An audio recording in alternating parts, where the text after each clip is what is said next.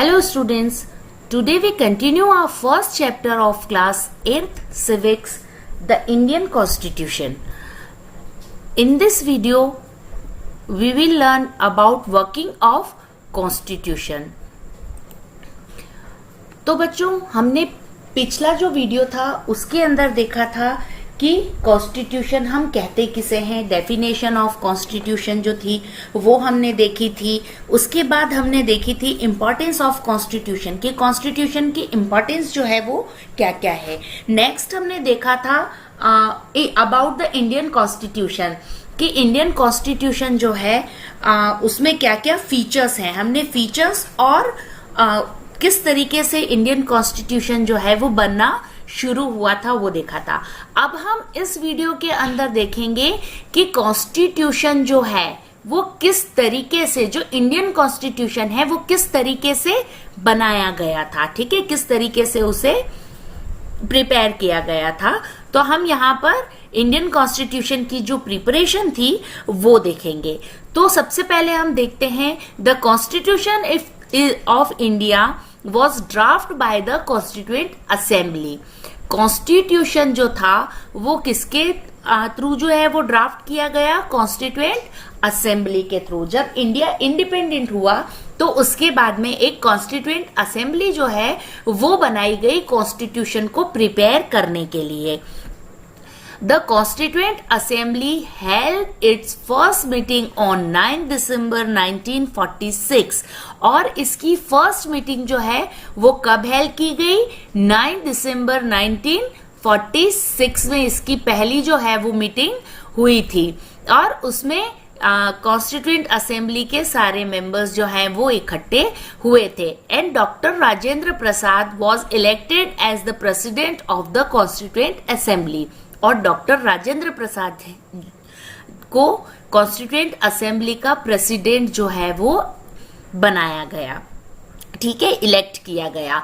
Next, drafting committee was formed with 8 members under the chairmanship of doctor B.R. Ambedkar. Doctor B.R. Ambedkar की chairmanship में drafting 8 members की एक drafting committee बनाई गई और उस ड्राफ्टिंग कमेटी के चेयरमैन जो थे वो डॉक्टर B.R. अम्बेडकर को बनाया गया, है ना। तो इसके बाद the draft constitution was ready by February 1948। जो 8 मेंबर्स की ड्राफ्टिंग कमेटी थी उन्होंने क्या किया, फरवरी 1948 तक जो कॉन्स्टिट्यूशन का ड्राफ्ट था वो बनाकर रेडी कर दिया, ठीक है, वो बनाकर तैयार कर दिया गया, ठीक है। अब फरवरी 1948 में ड्राफ्ट कॉन्स्टिट्यूशन तैयार होने के बाद में on November 1948 draft constitution was presented to the constituent assembly. ये जो ड्राफ्ट कॉन्स्टिट्यूशन था जो कि 8 मेंबर्स ने मिलके बनाया था वो किसके सामने प्रेजेंट किया गया, नवंबर 1948 में जो कॉन्स्टिट्यूएंट असेंबली थी उसके सामने प्रेजेंट कर दिया गया। अच्छा, जो हमारा कॉन्स्टिट्यूशन ड्राफ्ट हुआ था एज इट इज उसे हमने अडॉप्ट नहीं कर लिया था, ठीक है। कॉन्स्टिट्यूएंट असेंबली के सामने प्रेजेंट करने के बाद क्या हुआ, where it was discussed for about a year and then finally signed by the members। जो ड्राफ्ट कॉन्स्टिट्यूशन था उसे 1 साल तक उसके सारे रूल्स, सारी रेगुलेशंस, जितने भी एस्पेक्ट्स थे उन्हें डिस्कस किया गया अप्रोक्स 1 ईयर तक, ठीक है ना। 1 ईयर तक उन्हें डिस्कस करने के बाद में फाइनली जब कॉन्स्टिट्यूएंट असेंबली सेटिस्फाइड हुई, जब फाइनल एक ड्राफ्ट, जब फाइनल डिस्कशन हो गया सभी चीजों पर, तब जो 1 साल के डिस्कशन के बाद में कॉन्स्टिट्यूएंट असेंबली ने ड्राफ्ट पर सिग्नेचर किए and on 26 November 1949 the final draft of constitution was adopted by the constituent assembly।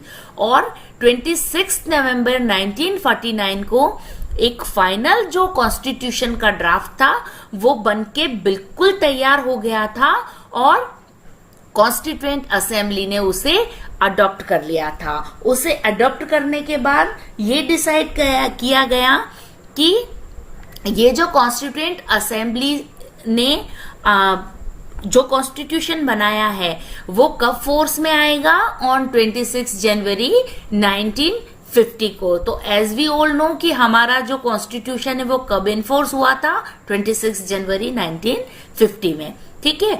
और ये कॉन्स्टिट्यूशन बनने में टोटल कितना टाइम लगा था? 2 years 11 month एंड 18 days का टाइम जो है हमारे कॉन्स्टिट्यूशन को प्रिपेयर होने में लगा था। अब इस इलेक्शन के बाद में क्या हुआ था? कॉन्स्टिट्यूशन जो है वो फोर्स में आने के बाद में क्या किया गया? जनरल इलेक्शन जो है वो करवाए गए और उस जनरल इलेक्शन के अंदर Pandit Jawaharlal Nehru become the first prime minister of free India.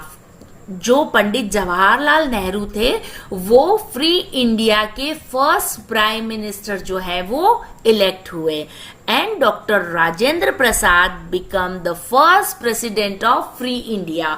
और डॉक्टर राजेंद्र प्रसाद जो थे वो फ्री इंडिया के, है ना, एक स्वतंत्र भारत के पहले राष्ट्रपति बने। अब हमने अभी तक देखा कि कॉन्स्टिट्यूशन किस तरीके से फॉर्म हुआ। हम देखते हैं हमारा कॉन्स्टिट्यूशन जो है वो किस फॉर्म में हमें मिला। हमारा कॉन्स्टिट्यूशन जो है वो 12 बल्कि वॉल्यूम्स में बनाया गया है ना, लिखा गया है। तो काफी उसमें चीजें जो है वो ऐड की गई हैं। और वो जो चीजें ऐड की गई हैं वो किस फॉर्म में की गई है? आर्टिकल्स एंड शेड्यूल्स की फॉर्म में, ठीक है ना। हमारा कॉन्स्टिट्यूशन जो लिखा गया है वो किस फॉर्मेट में है? आर्टिकल्स में और शेड्यूल्स में। तो हम आर्टिकल्स किसे कहते हैं ये हम यहाँ पर देखेंगे। Various item concerning how we shall be govern are set in the form of article, ठीक है ना। बहुत सी आइटम्स है जैसे कि हम किस तरीके से गवर्न होंगे, है ना, हमारा कॉन्स्टिट्यूशन हमारी जो गवर्नमेंट है वो किस टाइप की होगी। ये सारी चीजें जो है वो किस में बताई गई है? आर्टिकल्स की फॉर्म में बताई गई है। अब हम देखते हैं इसके बाद में इसमें शेड्यूल्स भी आ जाते हैं। तो हम शेड्यूल्स किसे कहते हैं? The schedules are the list or statement included in the constitution to give a clear and elaborate meaning to the articles. किसे कहेंगे हम शेड्यूल्स? शेड्यूल्स वो स्टेटमेंट है ना, जो कॉन्स्टिट्यूशन में जो आर्टिकल्स दिए हुए हैं उन्हें क्लियर और एलेबरेट मीनिंग जो है वो देता है। आर्टिकल्स का क्लियर और एलेबरेट मीनिंग, है ना, जैसे हाउ वी शेल गवर्न, तो हम किस तरीके से गवर्न होंगे, उसकी कितने एस्पेक्ट्स हो सकते हैं कि गवर्नमेंट की फॉर्म क्या होगी, गवर्नमेंट की पावर्स क्या होंगी, है ना, गवर्नमेंट में कितने जो डिपार्टमेंट होंगे वो होंगे। तो ये सारी डिटेल्ड इंफॉर्मेशन जो है वो किसमें होती है? शेड्यूल्स के अंदर दी जाती है। तो आर्टिकल्स का जो एलिबरेट रूप होता है वो क्या होता है? शेड्यूल्स होता है। So that's all for today. कल नेक्स्ट वीडियो में हम अपना यही चैप्टर कंटिन्यू करेंगे। Thank you, have a nice day.